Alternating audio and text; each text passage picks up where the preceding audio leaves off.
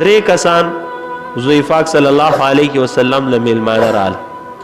پیغمبر علیه السلام د حضرت طلحه رضی الله تعالی عنہ کرا بطور میلمستیا وساتل.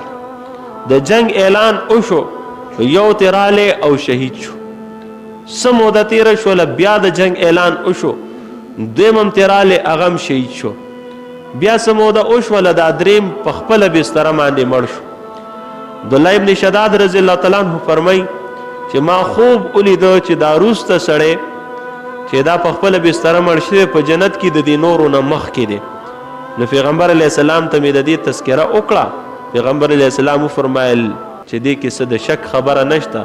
لیس احد افضل عند الله من مؤمن يعمر في الاسلام يكثر تکبیره وتسبیحه وتهلیله وتحمیده. چې د چا عمر سیوا شي او هغه لګي و سبحان الله، الحمدلله، لا اله الا الله، الله اکبر وای، نو د اجر او نیکی به خامخا سیوا کیږي، ثواب به اضافه.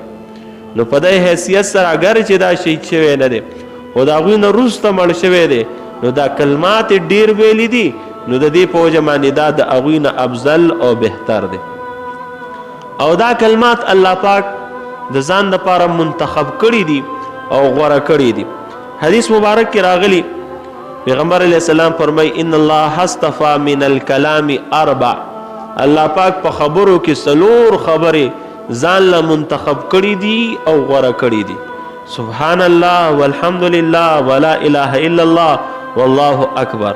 او پیغمبر علیہ السلام فرمای چې یو ځل څوک په دې کې یو کلمه وای، شل ورته نیکی ملاویږي او شل ګناهونه معاف کیږي. سبحان الله نو شل نیکی شولې او شل ګناهونه معاف شو. الحمدلله شل نیکی نوري، شل ګناهونه نور معاف. لا اله الا الله شل نیکی نوري او شل ګناهونه نور معاف. الله اکبر دې سره شل نیکی نوري او شل ګناهونه نور معاف. نو د دې په وجه باندې چې دا چونکې د الله منتخب کلمات دي چې څوک څومره ډیر وای، نو د الله په بندگانو کې بم دا منتخب انسانی.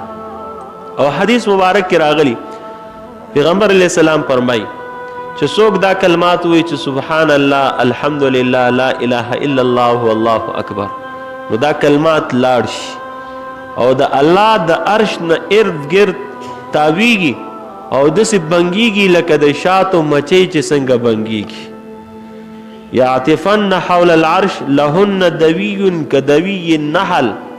دا لاړ شي او د عرش ارد گرد تاویږي او داسې آوازی لکه څنګه چې د شاتو د مچو آوازی. تذکر لصاحبها، او الله پاک تا د دې خپل ویون کی تذکرہ کوي چې پلان کی دا قسم کلمات ویلی دي، وغه کلمات منګ راوړي دي، یعنی مراد دا دی چې هغه سره د خپل رحم او د کرم معامله وکړه. دا کلمات ډایرک خیږي، دا الله د عرش ارد گرد تاویږي او ویون کې الله پاک ته یادای.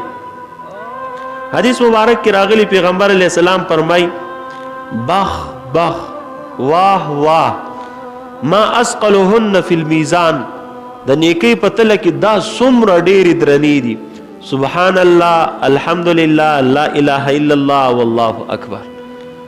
د تعجب اظهار پیغمبر علیہ السلام په دې باندې کړی دی چې دا کله د انسان د اعمالو په تله کې واچولی شي، نو دا کلمات به څومره درنې د الله پاک په نس باندې. یعنی مراد دا دی چې د نیکو تله انسان له درنۍ، او چې د نیکو تله د انسان درنه شي، نو د بدو تله خود به خود د هغې سره بیا سپکیږي.